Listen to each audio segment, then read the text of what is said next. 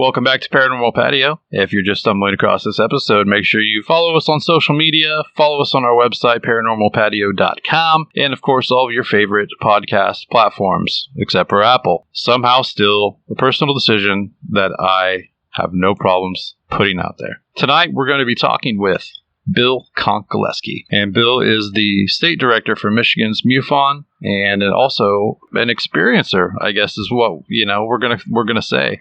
He's got some great stories, and it was an absolute delight to talk with Bill, both on the air and off the air. Make sure you check the links available in the show notes and on our website for copies of his books and all of that good stuff. So I guess we'll just get right into the conversation.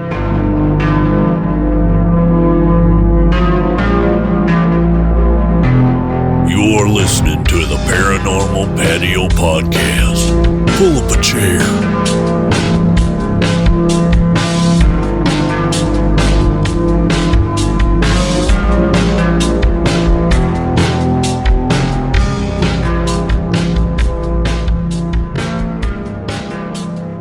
Welcome back to Paranormal Patio. As always, I'm Jason. My guest tonight, Bill Konkolesky.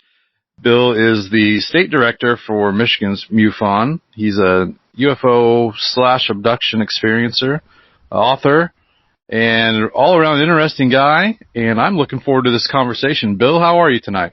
Great. Thanks so much for having me on your show. Thanks so much for coming on. I've been looking forward to this one. You've been on my schedule for a little bit, and I always have people that are kind of in line that I'm like, man, I just wish I could talk to them right now.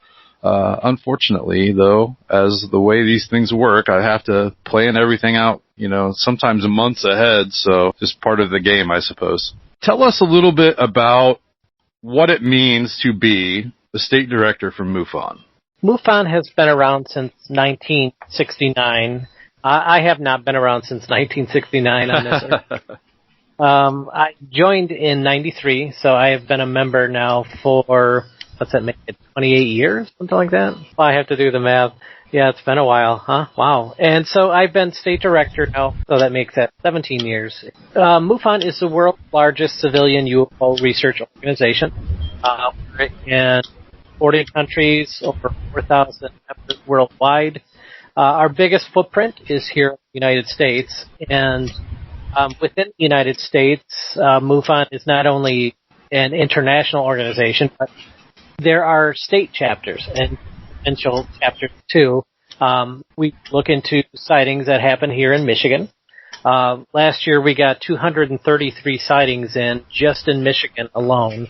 Wow. And that's about average, right about 200 sightings a year. People will either email us, call us, fill out the report form online, which is the ideal way for us to get sighting reports. And then, so somebody sees something in the sky, they don't know what it is. They go to our website, MUFON.com. They fill out a report form online, and then that goes to the chief investigator of whatever state.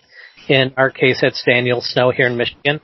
And then he will look at the case and decide whether he investigates it himself or if he forwards it on to one of our team of investigators. We generally have about half a dozen people who are active investigators at any given time. There's no limit to how many we'd be comfortable having. It just seems to be the case that seems to be the average.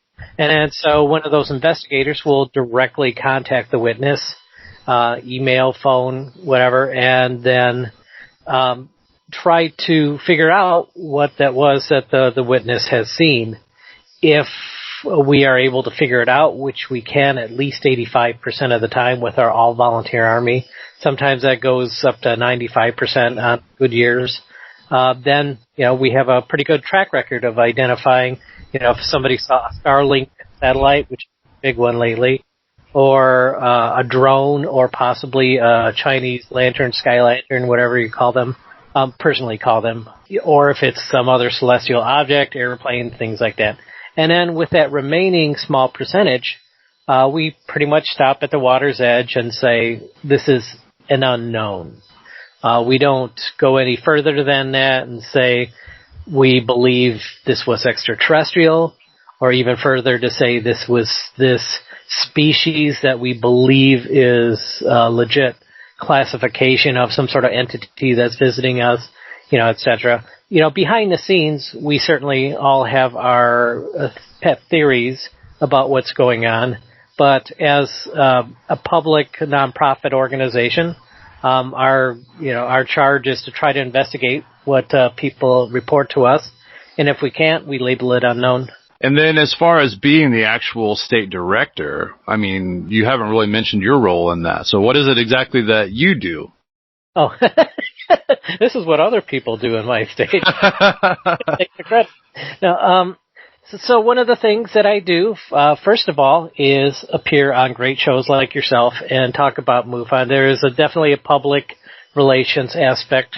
Now, the network part of MUFON means that, for me, that I am in fairly constant contact with MUFON's leadership, which is out of the Cincinnati area with Dave McDonald, our international director. I run the meetings. I figure out who will be a speaker at our meetings, and then if somebody wishes to become a member, I onboard them in terms of our Michigan chapter. And so it's a lot of management. We have a newsletter, and so I sort of run the house of people in their various roles, from things like the treasury to the store to the newsletter. There are key people that do a lot of these functions, but the buck has to stop somewhere. Somebody has to direct the overall operations in a state chapter. And there was a time that I had time on my hands to do investigations myself. That is not currently the case, so we're blessed with a good investigation team. And so, I just basically keep the wheels on the thing and keep it moving for my part. And a lot of public outreach and communication with the other directors around the country and world and the international director. That actually perfectly segues into my next question regarding as far as you connecting with other state leaders. He has recently passed away, not recently, I mean several years ago. Jerry Sievers, the state director from Indiana. Did you have much contact with him? Not a lot of contact. But our network has grown stronger as technology's improved, and especially with Zoom now, where we have Zoom meetings. But Jerry, I don't know that I'll ever be able to reach his level. Him and Bill Jones of Ohio, they still have had more years, even though both of them are, no longer the state directors of their state. But Jerry was at least 35 years in his position. I was blessed with being able to come out to Indiana and speak about my personal experiences about 5 years ago, I want to say now. It was before Jeremy took over and of the state. And, it was definitely good to connect with a neighboring state and feel that, sort of international, or at least national in this case, or at least Midwestern connection. Yeah. The reason I ask about Jerry is he was really into the investigation at Lucky Point, Indiana, and that's actually really close by to me. It was a place I'd never heard about until I interviewed someone from Indiana on the show, and they're like, there's this big UFO hotspot in the 60s and 70s that's called Lucky Point. And I looked into it, planning on going out there at some point, schedule permitting, and now that the weather's getting better and there's seems to be a bit of a bright light at the end of this dark tunnel that we've been going through. Did you ever have any opportunity to talk to Jerry about Lucky Point? No, I did not. That's unfortunate. At any rate. I'm sure you have much more interesting things to talk about, and I can't wait to get into them. Every state has its big sighting events or areas, and for Michigan, I would say the biggest thing that we have in 1966, there was hundreds, if not thousands, of witnesses in southeastern Michigan to UFOs doing crazy aerial maneuvers and even landing at Hillsdale College and on a farm in Dexter, Michigan. And J. Allen Hynek came out to investigate, and a lot. Gerald Ford, who was a congressman at the time, was very briefly involved. Yeah, that's one of our local big deals here in Michigan. That was actually sort of the genesis for the swamp gas explanation, right? Yep. We're not only the Great Lakes state, we're the swamp gas state. Yeah. I love it. In regards to the stories that come through nowadays, and we talked briefly just a little bit here about, the late 60s and early 70s, do you feel like that was sort of the heyday of this phenomena, or has it just sort of been flying under the radar, not to be punny? Well, yeah, every once in a while, you'll have these big splashes like Stephenville, Texas, or the Phoenix Lights, or just these very brief moments of supercharged event and interest and media attention, and then it sort of hibernates for a while before the next one. Now, sightings occur all the time, everywhere. And that's an objective fact that we have with the software that we use in MUFON. Like, for example, if I say, hey, give me the last 100 sightings in any given state, it's always a population map. And these sightings are drawn out across the whole year. And it's perpetual like that. So people see things everywhere all the time. But yeah, with regards to those really big events, Michigan had another really big one in '94 on the west side of the state. That was our last really big one. But the fact that people see stuff everywhere all the time is pretty big in and of itself. I don't think that there's been this sort of mass sighting wave that used to occur occasionally, but yeah, I guess if you look back at it historically, it's always been a few years before the next big UFO event. And in between, though, like I said, people see stuff everywhere all the time. One of the things that I always found fascinating about that era was just the sheer amount of contact reports that were so detailed, and the Venusians were visiting everybody in the United States at that point in time.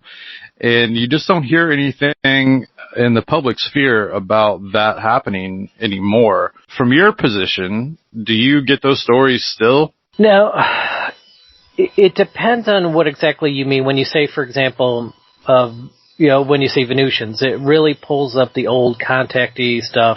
Yeah. From 1950s and the Abdamski and all of that. I would say almost never do we get stuff that uses that same language. But if you want to say that that idea is still around, you could make a case for it. And some people say that they are in contact with something that they refer to as a galactic council, or things like that. They have stories that sort of emulate that same spiritual vibe to the phenomena, with proper nouns. Yeah. But on a sort of a big scale. The abduction experience, contact, use your word, phenomena, is so subjective because there isn't really anybody that is an expert. You have the people that have this happen to them, and myself included, and, it's always interpreted through a subjective lens. From my perspective, I understand it's completely subjective how I look at this. And I try to be very clear about any time that I make an assumption, a speculation, whatever, that it is my opinion, interpretation of a phenomena, that although it's happened to me, I don't have really the best language to describe it to somebody else. And then you have people outside of the phenomena studying it, but since the objective data on these things, these events, these encounters, really isn't available, it's a lot of anecdotal information, then the people that are studying it really don't have a way to look at it properly either, because it didn't happen to them, and there isn't an objective piece of evidence to look at besides, sometimes you'll have somebody who has a mark on them, or they'll disappear for a while, or some other sort of telling bit of detail, but it really doesn't give insight to who did the abduction and what their motivation was and what type of technology they used specifically. So it's a really tough phenomena to study. And for me, the best thing I think is to have those experiencers whom are able to tell their own stories to the best that they are able to, and get the word out, and hopefully move understanding of it forward through sort of a consensus review of everything. Now, I know that you were asking this is all based upon your question about Venusians, for example. But a lot of people, you talk to 20 different experiencers, and they'll have, at least a subtly different take on what's happening to them. That particular type of old contactee phenomena really isn't common at all anymore. It's hard to say whose subjective viewpoint one should dismiss when admittedly all first-hand interpretation of this is subjective, and all second-hand investigation of it is without the hardcore data to investigate, just the anecdotal information from the witnesses who are reporting things, again, subjectively. Right, yeah, absolutely. 100% agree with everything that you just said. Like, if you were to look back, I know, really, we're limiting our conversation to Michigan, but if you were to look back historically as, from back then until now, has there been a clear trend of sort of an evolution of that story? Like you had mentioned that you're much more likely to have a contact from the Galactic Federation or whichever, random galactic entity that these beings are telling people that they represent or whatever. Is that trend, easy to follow the evolution of? I would say, in very broad strokes, you can see the language sort of evolve over time. And there are so many variables to this that it may be that those people that, maybe somebody has a very direct correlation between how they view the phenomena and the 1950s style contactees. Maybe they do very much interpret the phenomena the way that was done over 50 years ago. But when they go online or they go to a UFO conference and they hear how that perspective is belittled currently, maybe we don't share as much. And maybe we're not catching that data that people still report, things like that, because even within an open-minded UFO community, there are still boundaries of what is discussed. So, I think the lane changes a little bit, sure, in terms of the dialogue of the phenomena. Like, for example, it went from contactees to abductees, and now experiencers is the in vogue term, and I think possibly the best term to date for the phenomena. Yeah, so I think it went from people. See, the way, another way I look at this in terms of, we'll say, contactee, abductee, and experiencer, if you permit me this little bit of a opinion on it, how it represents the phenomena. So, with the contactees, they were very often, best way to put it, the heroes of their story. They were important. They were the center of their story, even though there were extraterrestrials involved. They were respected. They were taken to magical places and enjoyed the whole thing thoroughly. And they came back as a messenger. They were a big deal because of this experience. And then abductions when that became the term du jour in particularly the 1980s and 90s, the language jumped from contactees being the heroes of their story to abductees being the victims of their story. You had people taken against their will in the middle of the night, physical procedures done that were traumatic, psychological procedures done that were traumatic, things that were done in terms of people saying that they were impregnated or they had children taken during their pregnancy. A lot of hardcore, horrible things happening that were being reported and were the headlines of the sort of contact phenomena. So people went from heroes to victims, and with the experiencer term, it's open. And that means that it's not all heroes, it's not all victims. It means that people, I think it's a freeing term, allowing people that hear that to say, I can share my account in my own words and add to the dialogue of things. Because people today, they may not feel like an abductee. Maybe their experience wasn't negative. And they don't want to say, I was abducted. They'd be like, no, I wasn't. I just had contact. But no, don't confuse me with the contactees who were the heroes back in the day. I don't claim to be a hero. I'm just telling you what happened to me.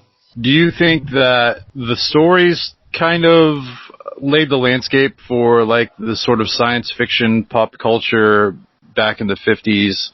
You look at all the pulp magazines and the independent printings of Ray Palmer's stuff, for example.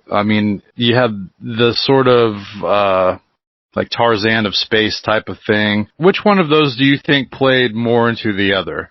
That's an interesting question, for sure. So when it comes to the type of science fiction entertainment that became available in the mid-20th century, I don't know that I point much direct link with the UFO phenomena as it was known and understood at the time. I just think that stories went from essentially fantasy, say like something like The Lord of the Rings, but now new spheres of fantasy were available based upon the science that we had and the science that we were projected to have. And so I don't know if, as is reported sometimes, and maybe true, that some of the people that were responsible for this programming were people that had sightings or encounters, and they were using this as an outlet to sort of loosen people's reluctance to think that UFOs are real. It's possible. I'm not a historian at a level to be able to give you a solid answer. This is mostly my opinion of it. And with regards to, in turn, that science fiction sort of creating framework for how people describe the events that are happening to them, I don't really think that is the case so much. And the thing I point to about that is the Greys, for example, the reptilians, the Nordics, the stock beings that the mantises, hybrids that people tend to report.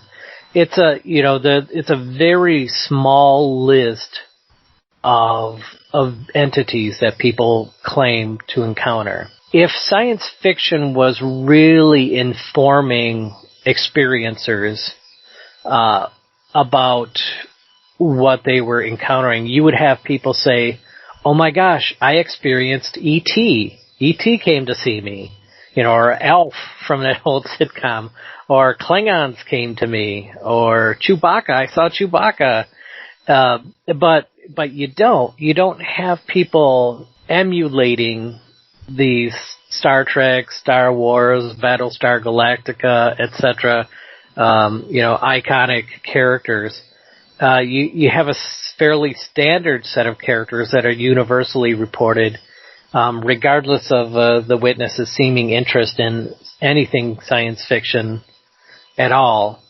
So I don't know. While I have already said in this interview that I don't know. You could probably play a drinking game every time I say subjective, right? But don't do it; you'll be dead. Yep.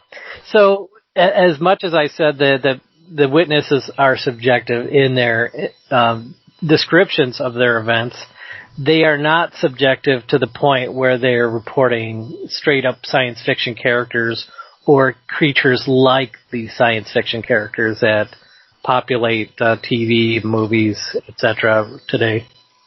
But I don't think you can dismiss the overall tone in regards to its relationship to the tone of the experiences that have been happening generational. For example, going back to the 50s, that sci-fi pulp stuff, a lot of it was, scantily clad women came and took me to wherever, and it was, like you mentioned, it's that contactee experience. It's that overwhelmingly positive experience. And then as the science fiction sort of got its feet wet into the horror realm, as technology progressed, as storytelling progressed, you got into the darker stories in science fiction, especially, around the 70s, late 70s and 80s. For Alien, for example, was not an overwhelmingly positive movie. Granted, people don't typically report seeing xenomorphs. Again, they don't report seeing ET or Alf or whatever. But the tone was darker. And then the abduction wave, it was a darker experience than the contactee wave. And now we have a balance between the two with regards to the science fiction stories and things and movies and television shows. And we have this sort of middle ground as well with people who are experiencing the phenomena. I would say yes and no. To play some form of devil's advocate, when I think it was The Outer Limits is the program that is pointed to for Betty and Barney Hill, when people say, oh, they were influenced by this Outer Limits episode, which was aliens, and it was frightening. And when you talk about the sci-fi films of 70s and 80s, I'll just pick on The Thing from John Carpenter. The Thing actually was a film from several decades before. It was a remake of a science fiction horror film. And, when you think of this, you think of Plan 9 from Outer Space, which was essentially a space horror film. Things where them with giant ants. Yeah. And everything. So I don't know that there was ever a science fiction time where, and I know I'm missing some obvious ones, but I don't know if there was ever a time where it was, pure and lighthearted. And This Island Earth, another one. When I think back to that time of early entertainment, it may even be harder for me to think of something that was positively viewed, or even something like, say, Lost in Space. They went out to all these planets, and then many of them there were monsters. And so I think that darkness to science fiction has been a staple all throughout. If you look at, say, a movie like Alien, circa 1980, we'll say, E.T. came out, pretty much at about that same time. So there were positive and negative science fiction stories going on. Yeah, I don't know. I agree the horror got more horrific. I'll certainly attest to that. A lot more gore and creepy stuff started to make its way into movies. Movies got better in every way, and the horror films got better at being horrific. So the science fiction horror got better. But I think the science fiction horror was kind of always there. Oh, that's a fair point. It's just interesting to look back at it and draw parallels, and you drew different ones than I did, and that's fine. That's the way it goes. I don't know, it's the first time I'd actually thought about it, and so, it just kind of, I wanted to get that out there because I'm a collector of Ray Palmer's old Search zine. I have several issues that I usually pick up things in regards to caves and hollow earth stuff. I think that stuff's just fascinating. And although it doesn't usually directly tie to, UFOs, there's a lot of overlap. The opinions that are put out in that magazine alone, there was the fear of the nuclear age and everything is radiation and everything is going to kill us, and maybe they're right, who knows, time will tell. So yeah, it was just the parallel that I drew. Let's talk about your personal experiences. I know it started when you were, 2 years old? Yeah, as I like to say, UFOs took an interest in me before I took an interest in them. Yeah. I was 2. I was in my crib. It was at night. I hadn't yet gone to sleep. And a little gray guy walked in the room, walked up to the edge of the crib, and just regarded me. He was not tall, had these big black eyes, wraparound black eyes. And as he looked down at me, I screamed for my parents, who were in the next room. And my mom responded just to go back to sleep, which I wasn't even asleep yet. But she never came into the room, and after a moment, after the thing was just looking down at me, it walked out of the room. And this wasn't anything that I remembered several years later, like, oh, I think this happened to me when I was younger. No, it burned in my memory right at that moment. It's my earliest memory in life, is that. And, the experiences just kept going after that. I mean, at age 4, 7, 9, 10, many through my teens and 20s, tended to taper off personally, right around age 30 for me for whatever reason. But yeah, those were some interesting years for sure. And I think some of the most interesting ones are actually some of the earliest ones. So the one that I mentioned at age 2, that's essentially it. That's the story. A little gray guy comes in and then leaves. At age 4, it was the afternoon, and I have 4 older brothers. They were at school, all of them, and my dad was at work.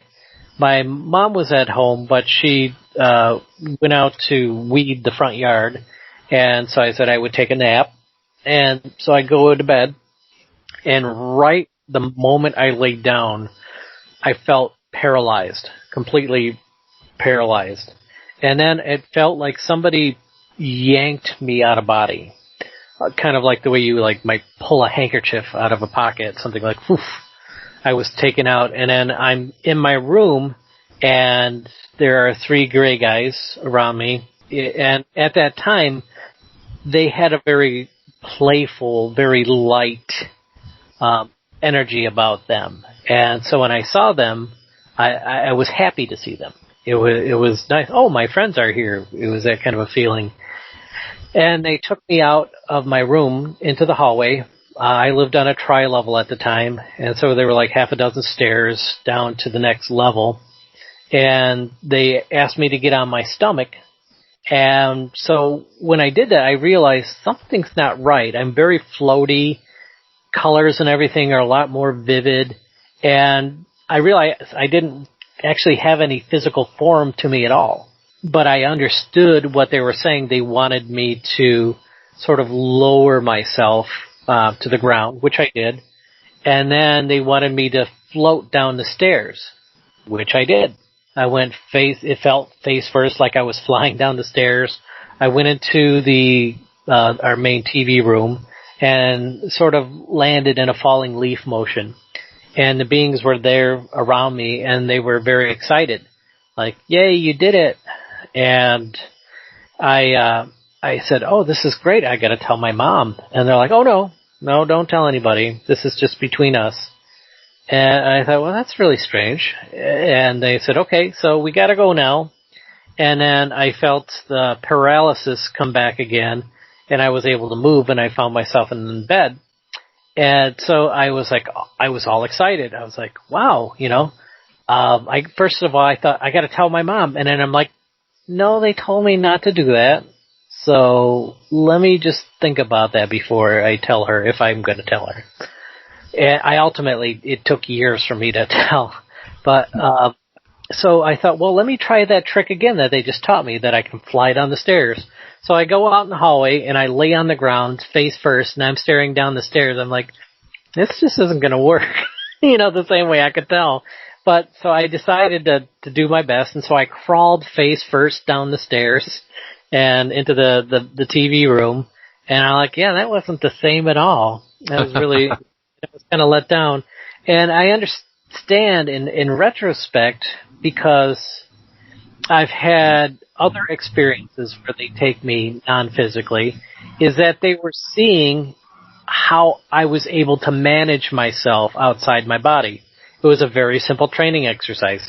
Pop me out, give me a simple direction, go that way, and I achieved it, and they were happy. So, okay, they're like, okay, we can pull this guy out, put him back in, and he can actually he has some sense of control over his movement in this environment. So great. And I'll say a little bit more about that now, in that not every time that they come physically. Sometimes they do come physically. And my 7-year-old experiences that I would hope to share next shows that side. But if they don't have to come physically, if their intention is just to sort of communicate with the experiencer, they don't need to have to fly here, find a place to hide their ship, park it somewhere, turn off whomever else in the environment needs to be switched off. The whole cloak and dagger thing, the whole logistics of this sort of deceptive intrusion, they just, on a very sort of consciousness level, go in and pop out the experiencer, commune with them that way, and then pop them back into their physical form. That says a lot about who they are and what they can do. And I'll just sum it up in saying I don't think physical is their native environment. I think that they are non-physical, but they can operate physical vehicles when they need to interact with us that way. So going on to my 7-year-old experience, when I was in bed and I felt this electrical energy, this sort of tingling around me, and though I was still able to move, but there was, I noticed above me in my bed, there was sort of a black portal, a black void. And suddenly out of this void came this sort of mess of, it looked like metal hoses just swinging around erratically. And that was kicking up this high level of electricity. And as it was doing that, I felt this sort of suction. It pulled me up towards it. Very scary. And once I started to approach it, I felt myself transitioning into sort of a small waiting room, is the best way I would call it. It's a very small room, and there was a gray entity in it. I consider this at this point to be on board, though I didn't technically see the outside of a UFO. So to assume that I'm in the inside of a UFO rather than some other sort of physical object, I can't say.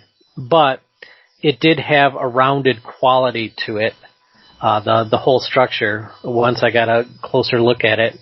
So I'm in this room, and I understand that they expressed me.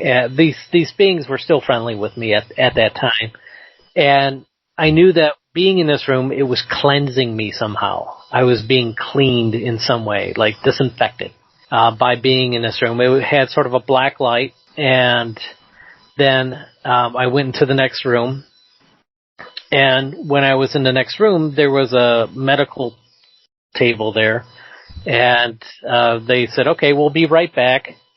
And my impression was that, okay, I'm going to end up on this bed at some point.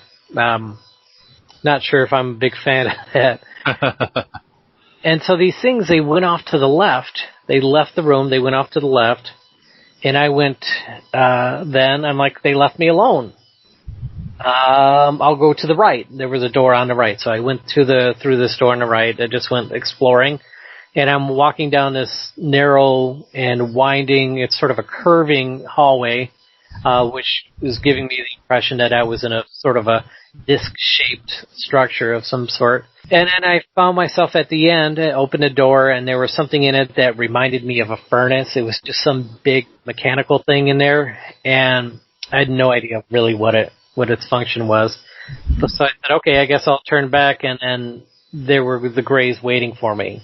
They were just following me around saying, oh, okay, let's see what he does. You know, he probably can't hurt anything. So they ushered me into the side room in that hallway where we were. And inside was, the Greys that were escorting me were 3 foot tall. And as we got into this other room, the Grey that was there waiting, he was 5 feet tall, for whatever that means. And I was instructed to sit in this chair, and I sat in it. It was a metal chair. And then as I sat in it, I felt magnetized to the chair. There weren't any restraints like like handcuffs or some anything that was a very clear and obvious restraint, but I was stuck to this chair. And the Grey comes up to me, the tall Grey, 5 foot, and has the big black wraparound eyes like the little ones do, and stares at my face really closely and says, mentally, telepathically, if you're really good, you'll get to see the color blue. And I'm like, as a kid, you get a sucker if you're good at the doctor's office. You get a sticker maybe if you're good at the doctor's office. Yeah. I'll get the color blue was my treat. So he backs up, and then I feel this sharp, sudden pain in my right arm. And I look over, and I see that my right arm is sliced open. I have no idea what cut it open, how it got cut open. But as I'm watching it actually heal up. It was scarring up right in front of my eyes. And I looked over at the tall Grey like, what the heck is going on? And his face was right in mine again. And his big black eyes turned to these big bright blue eyes. It's like his eyes switched color instantly. And it was this dreamy, hypnotic, cerulean blue, just very bright and powerful. And I just felt really deeply relaxed and, very happy. And then I passed out and woke up in bed the next morning. I right away checked my arm, and sure enough, that scar was still there, and it's still there. Wow. And so I like, oh my gosh, this is really crazy.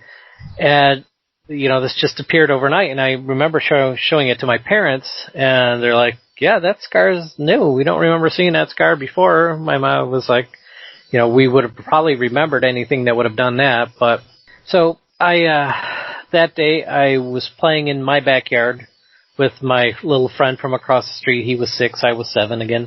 And we're climbing trees in my backyard when this mist rolls into the backyard.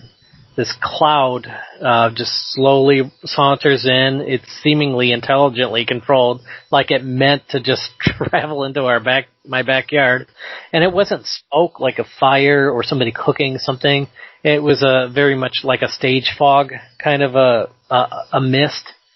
And within that mist was a little Grey guy. And he comes up to me and he asks me telepathically, he's like, are you okay? And I said, yeah, I'm fine. I brought it back to him, and he seemed satisfied. And then he continued to walk. And as he walked, the mist followed him. And the mist drove itself into the neighbor's backyard, and then the connected backyard to that neighbor's backyard, and just kept going. My neighbor across the street remembers the fog. To this day, we both do. But he never saw the little Grey guy inside of it. But we were both, it's just puzzling enough that this cloud just rolled through the backyard. So that was enough for him to remember that part of it. But yeah, those were examples that I had very early in life. When I got into my teen years, the kid gloves came off for them. They weren't as pleasant with me. They were more insistent. I felt that I was going through some sort of program that they were running, though I couldn't quite put my finger on what was supposed to be going on. And I started to resist them, and I wasn't very happy being taken, and I let that be known. In my bedroom, I turned into an obstacle course, I could go into detail. The short explanation is my room was very, very messy on purpose.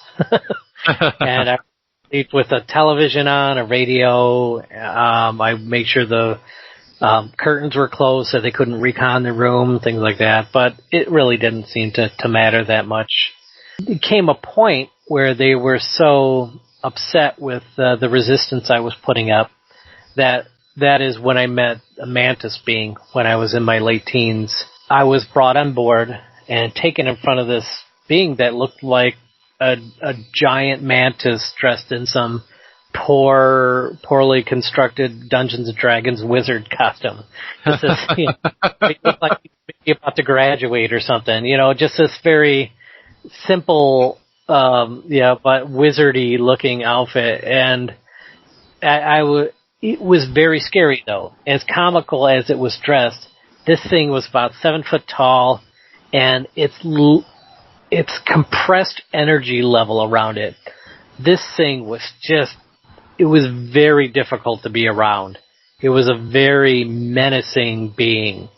I don't know, even in retrospect, if it was meant to be as menacing as it appeared, but I mean, when you see an insect that's larger than you, first of all, dressed like that, and with this powerful energy coming off of it, it leaves quite an impression. And the thing I could tell it was sort of in charge. It was the manager of these grays, whatever their hierarchy is, I can't say. But this thing was clearly in charge, and it said telepathically to me, you always resist the program. What we try to put you through was the signal it was giving me. And you shouldn't do that. You shouldn't resist. You should just go with it. Because when you go with it, when it's all done, you'll understand why we're doing this. But right now, you're just making it more difficult for us and you, and stop it. So it was very much like it, because I was in high school at the time, it felt very much like being brought to the principal's office. And that thing was certainly terrifying. But shortly after the rough patch in my teens, they loosened up a little bit. And as my adult years came in, they seemed to have more respect for me. The encounters weren't nearly as harsh, most of them. And they seemed to take a very specific interest in where my life was going. Like for where I was working to whom I was hanging out with, and particularly who I was dating. And in 1995, this girl that I was dating at the time, we were only going out a couple months, and I didn't tell her yet at that point about my background in these encounters. And I knew at some point I would have to if it seemed like the relationship was going to develop into something. But I didn't think it was quite that time yet. So she didn't really know about my background that way when we were in a park at night stargazing. And 3 grays came up to us, froze us in place, and they were inspecting her, not me. And I could hear their thoughts telepathically. No, not her. No, she's not the one. It's not good for him. No. And then they walked away, unfroze us, and we ran back to the car, and we didn't talk about it on the way home. The next day, we didn't talk to each other at all, and then it was 2 days later she called me and broke up with me. And we still didn't talk about what had just happened. So while I never said what had happened to us, particularly her, had anything to do with me, I suspect she knew it had everything to do with me. There are some more bizarre elements to that story, and for that I'll just use it as a chance to plug my book and say in the book it gets weirder than that, but that's an easy overview of that situation.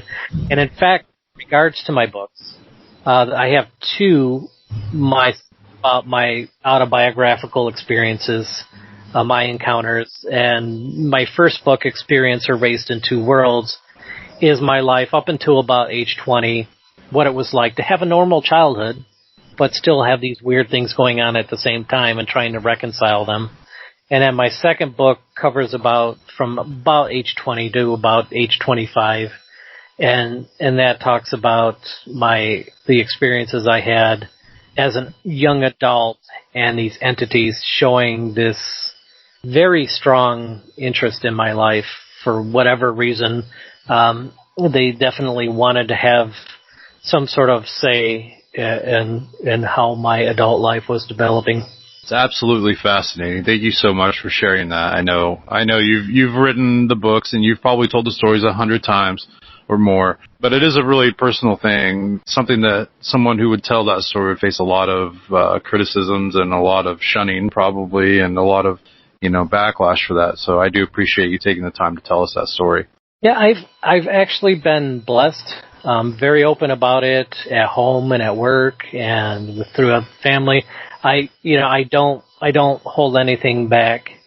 The hardest part is people asking for specific evidence of things, which is understandably difficult. I haven't gotten any sort of pushback like, yeah, maybe that happened, or maybe you're crazy, or maybe that happened, or maybe you're just some sort of like attention hogger or something like that. I don't tend to get that, because when I have a chance to tell my whole story, which I jokingly call my 6-hour story, yes, it is 6 hours long to tell just about everything that's happened to me. I mean, what I've just shared there now is a fraction of the stuff, and maybe not even the most interesting stories. Yeah, since I can talk about what's happening to me, I do. When people ask, what makes you want to talk about it, is because within MUFON, I meet so very many people that have these type of experiences. And almost none of them are comfortable speaking publicly about it. And I just feel that more people should. I don't feel special that I do. I wish more people, many more people, would come out and share their stories too. And when you talk to other people who have these types of encounters, when you're having these types of encounters, there's that double-edged sword. You'll talk to somebody and they'll say the exact same thing. You'll talk to somebody and say, yeah, they put me in a chair and they cut my arm, and you just get these chills. And because on one hand you're like, wow, I'm getting some personal validation that what happened to me was real because it happened to this other person too. But the flip side to that is whatever part of me wants to say, even though I know that's happened to me, I want to pretend it's not real. Now I can't do that as easily because somebody else has given me corroborating evidence, so I can't just fall back sometimes and say, oh, I think maybe that was my imagination.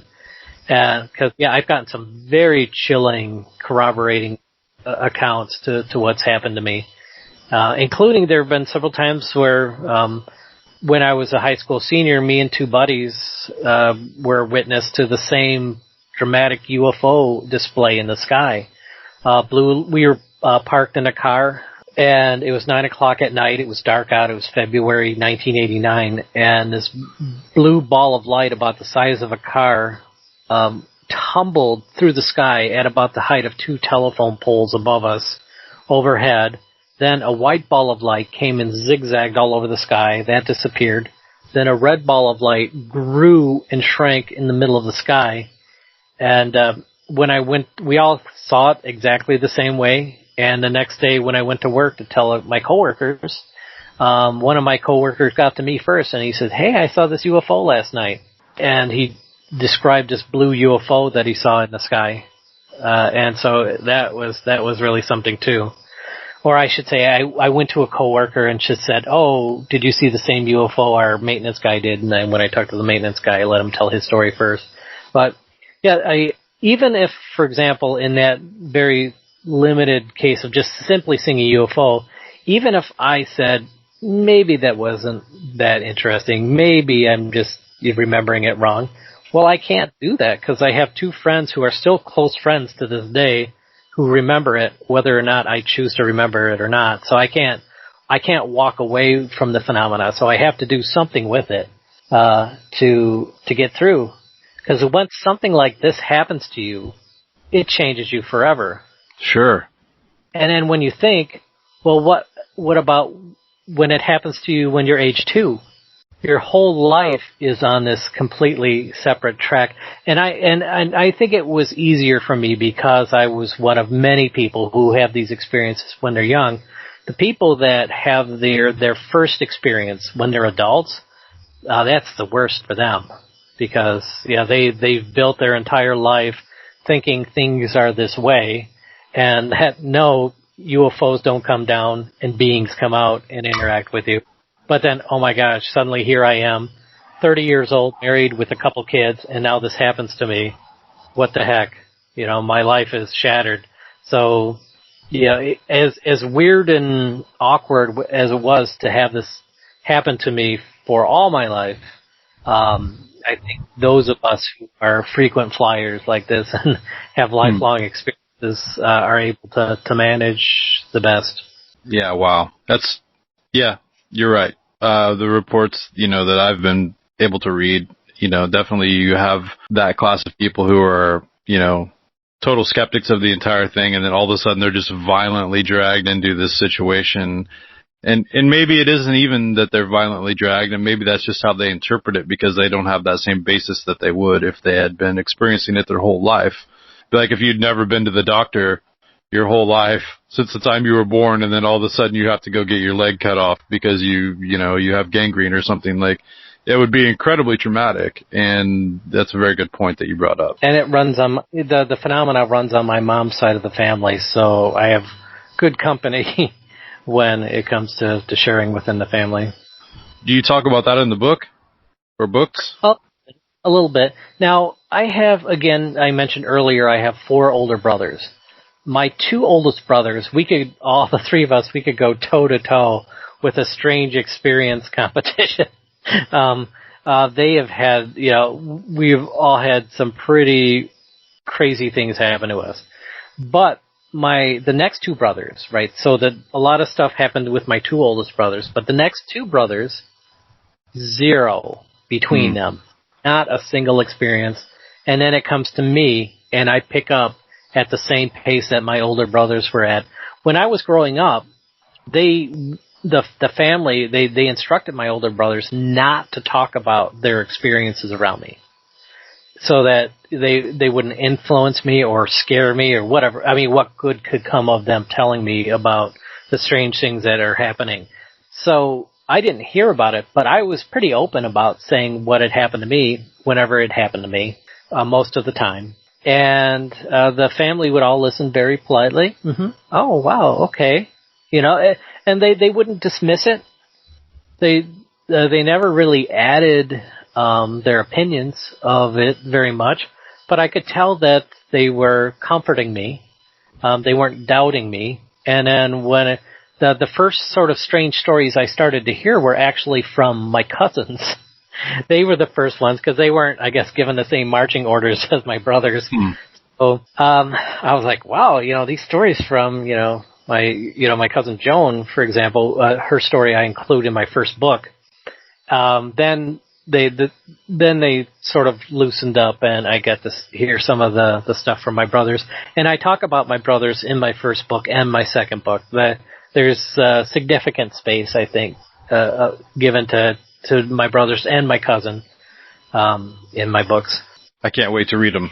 I have one question in regards to that, and if it's in the book, then you don't have to say it. It'll be a good teaser. But have you had any shared experiences with your family, whereas you were all taken at the same time, or you and someone else were taken at the same time? You experienced being with them during one of these encounters? Excellent question. That as many years as I've been running my mouth about what's happened to me, nobody's ever asked before. And that's probably, really? But yeah, no is the answer.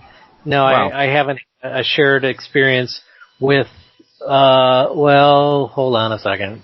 Now that the one person asks, you have second thoughts about your answer, don't you? Yeah, I can't talk about it. I'm sorry. Okay. No, it's okay.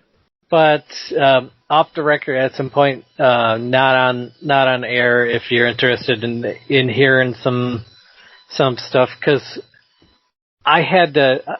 My definition of who would be included as a family member at first, when you initially asked the question, I wasn't thinking about it as fully as possible, but I changed my answer to guilty. Yes, there were two experiences. Yeah. Well, yeah. I would love to hear them off the air for sure. Okay, sorry about that.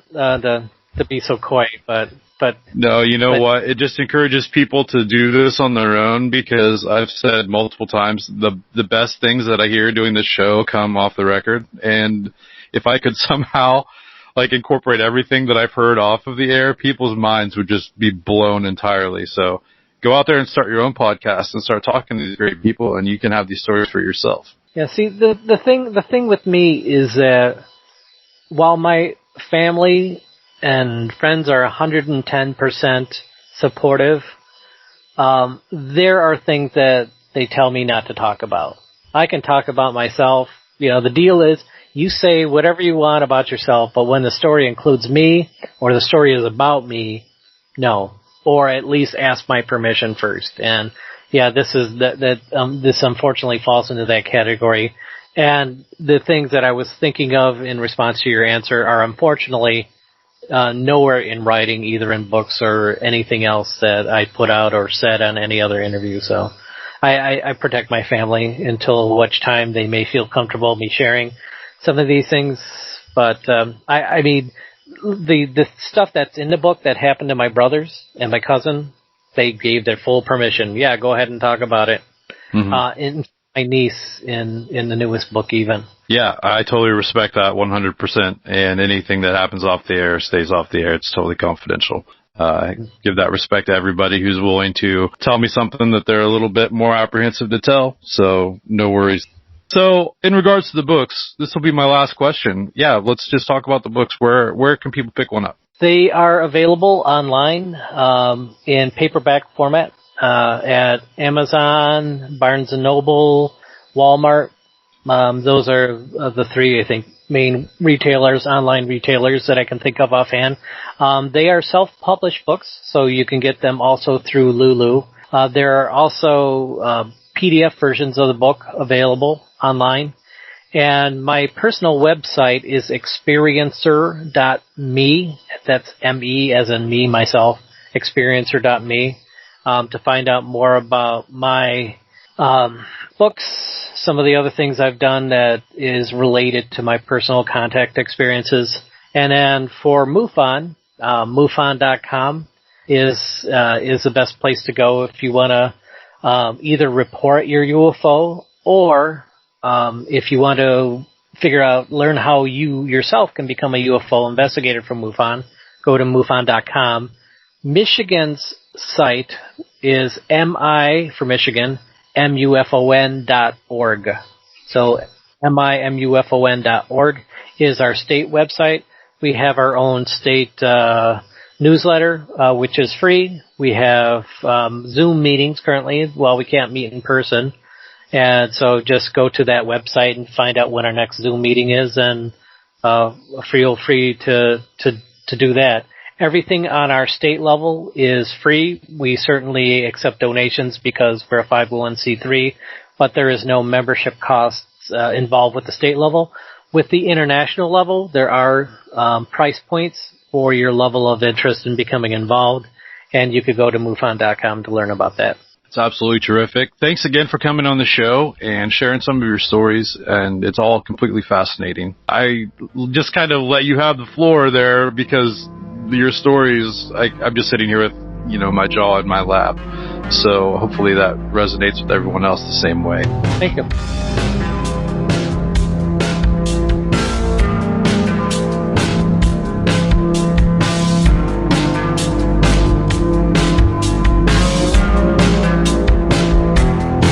Until next time, keep the fire going.